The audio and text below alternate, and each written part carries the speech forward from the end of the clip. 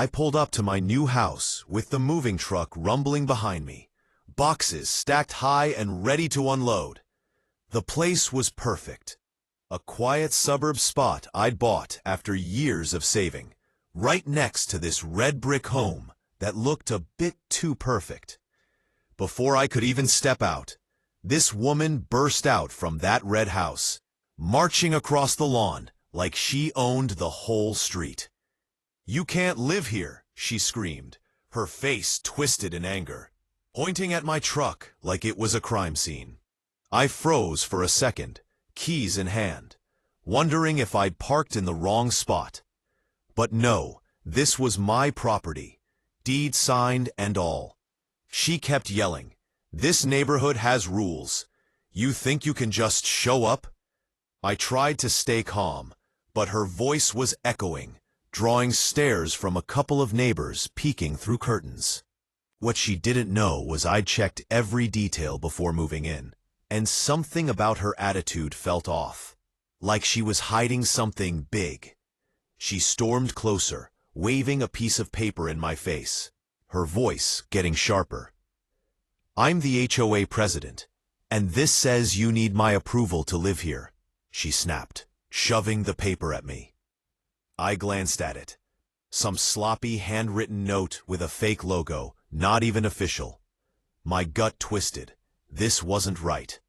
I stayed quiet, holding my temper, while she kept ranting about how I'd ruin her perfect little world with my truck and boxes.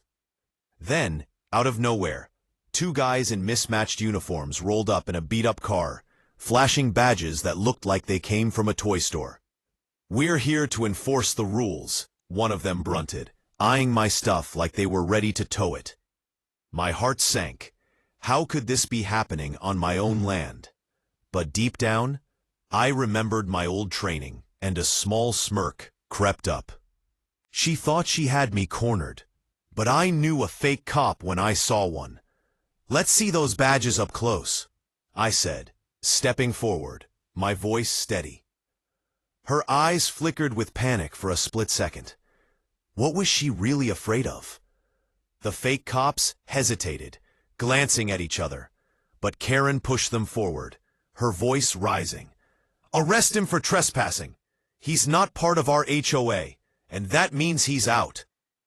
One of them grabbed my arm roughly, trying to drag me toward their car, while the other started hooking a chain to my moving truck. My boxes tumbled as they yanked it, and I felt a hot flash of anger.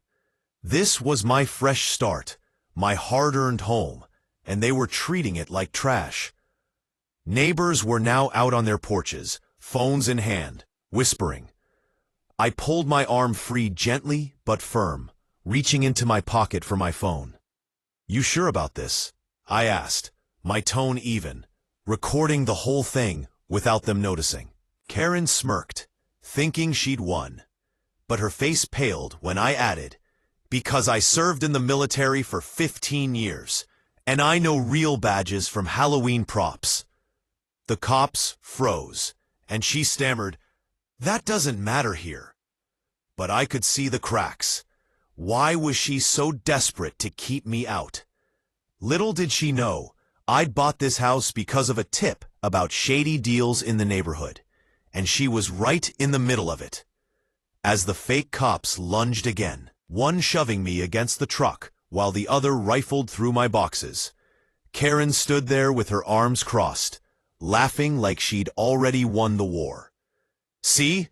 No one messes with my neighborhood," she sneered, her eyes darting to the growing crowd. My shoulder burned from the push, and seeing my family's photos spill onto the grass hit me hard. This wasn't just stuff, it was our life. I kept the phone recording, whispering into it. "Dispatch, this is Sergeant Reyes, retired. Need backup at 142 Oak Lane for impersonation and assault." The words slipped out calm, but inside I was boiling. The cops paused, one muttering, "Wait, Sergeant?" Karen's laugh died fast, her face turning ghost white as sirens wailed in the distance. Real ones this time. She grabbed one of the fakes by the sleeve, hissing, Get out of here now. But it was too late. The twist was unfolding, and I wondered what dirty secret she'd buried that made her pull this stunt. Real police cars screeched to a halt, lights flashing blue and red across the lawns, cutting through the tension like a knife. Officers jumped out, hands on their holsters, assessing the chaos. My spilled boxes, the fake cops backing away, and Karen frozen in place, her fake notice crumpled in her fist. "What's going on here?" the lead officer demanded, his eyes narrowing at the mismatched uniforms. I stepped forward, badge from my pocket glinting, my old sheriff's ID I'd kept for emergencies. "These two are impersonating officers, and she's behind it," I said, playing the footage from my phone, the audio capturing every threat. Karen blurted, "He's lying. This is my HOA territory." But the officers weren't buying it. One cuffed the fakes right there, while the other pulled her aside, whispering about a warrant check. My pulse raced as I overheard. Turns out, she'd been scamming neighbors with phony fees for years. And my new house sat on land that exposed her whole scheme. "You picked the wrong vet to bully," I muttered under my breath, watching her world start to crumble. But why had she targeted me so fast? The officers didn't waste time. One slapped cuffs on Karen's wrists as she sputtered, "You can't do this. I owe Miss Block." Her voice cracked, the entitlement melting into fear, while the fake cops spilled everything in a panic, admitting she'd paid them off to scare people away. I watched quietly, piecing it together. My real estate agent had whispered about forged deeds in the area, and buying this house had uncovered her paper trail.